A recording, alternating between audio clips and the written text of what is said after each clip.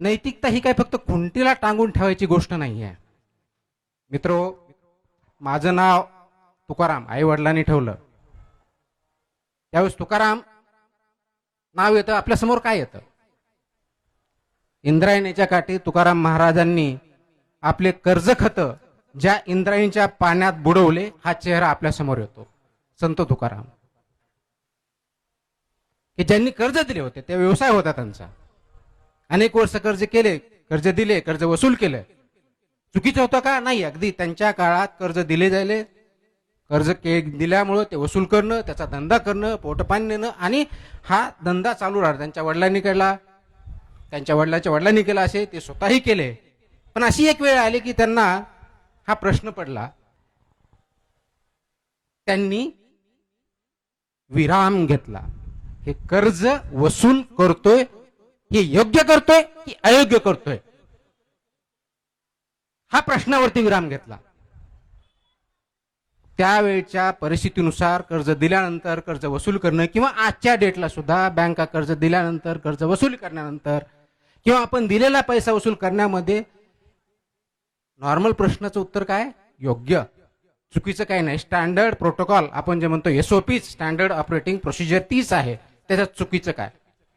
Exactly याच प्रश्नावरती, याच विचारावरती त्यांनी काय केलं?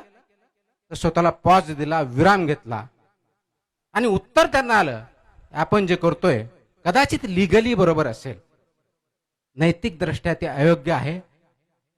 कारण त्यांनी काय बघितलं, तर कागदावरच्या कर्ज खतापेक्षा त्याच्या पाठीमागची जी माणसं आहेत, मनुष्य आहेत, त्यांचं जीवन जास्त महत्वाचं आहे. आणि म्हणून त्यांनी उचलले ते कर्ज खत आणि इंद्रायणीमध्ये बुडवून टाकले, जेणेकरून त्यांना कधीही त्रास होणार नाही, त्यांना जे योग्य जीवन जगता येईल त्यासाठी मी मदत करू शकू. याला म्हणतात विचारांना पॉज देणं, याला म्हणतात थांबणं, विचार करणं आणि नैतिकतेच्या दृष्टिकोनातून निर्णय घेणं. तो फक्त स्टँडर्ड आहे म्हणून नाहीये, तर राईट म्हणून, योग्य की अयोग्य, फक्त लिगल नव्हे, या दृष्टिकोनातून त्यांनी हा निर्णय घेतला. आणि म्हणून आज आपण त्यांना त्यांचं म्हणणं काय होतं? त्यांचं म्हणणं हेच होतं, जे का रंजले गांजले त्याची मनुष्य, त्याची देवतेची जाणावा. हे ज्यावेळेस त्यांनी म्हटलं, म्हणजे आणि नुसतं फक्त म्हटलं नाही. आज आपण घराघरात काही आरती करत असू, काही पोथीपुराण करत असू, मंत्र म्हणत असू, आणखी जे काय करत असू, आचरणात आणतो का? हा महत्वाचा आहे. त्यांनी फक्त ते बोलले नाही, त्यांनी ते केलं, म्हणून ते संत झाले, म्हणून त्यांचे विचार कुठपर्यंत आले. परंतु त्यांची फक्त आपण जयंती साजरी करायची, पुण्यतिथी साजरी करायची, त्याचे अभंग म्हणायचे, फक्त म्हणायचे, करायचं काही नाही, चालायचं काही नाही, याला नैतिकता म्हणत नाहीत. याला नैतिकता म्हणत नाहीत. ह्या आपल्या विचाराशी प्रातारणा झालेली असते.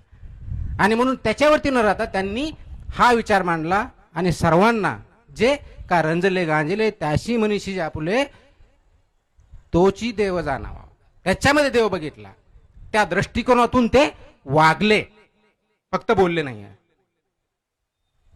त्या तुकाराम महाराजांच्या नावावरती माझ्या आई वडिलांनी माझं नाव तुकाराम ठेवलं. मला दररोज हा प्रश्न पडतो, आज ह्या नावाला मी न्याय देत आहे का? अनेक वर्षे, एव्हरी डे, फक्त शासकीय सेवेत आल्यापासून नव्हे, त्यापासून तर जास्त झालं, कारण जबाबदारी, भूमिका बदलली. ती फक्त वैयक्तिक न राहता ती एक सार्वजनिक झाली. आणि म्हणून मला हे प्रश्न पडत गेले, वाढत गेले. त्याच्यावरती मी विराम देत गेलो.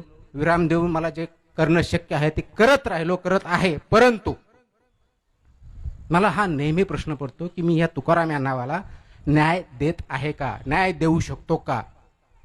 माझा आपल्याला एवढाच प्रश्न आहे, आपण, तुम्ही, मी, सर्व आपले नातेवाईक, मित्र, माणुसकीला न्याय देत आहात का? हा प्रश्न आपण स्वतःला विचारायचा आहे. आणि जर आपण माणुसकीला न्याय देत नसू तर आपण माणूस म्हणून अयोग्य आहोत, माणूस म्हणून आपण जिवंत नाही आहेत. आणि म्हणून आपल्याला ह्या विचारांना, या कृतींना विराम देण्याची गरज आहे, सिंहावलोकन करण्याची गरज आहे आणि त्याच्यातून आपल्याला पुढे जाण्याची गरज आहे.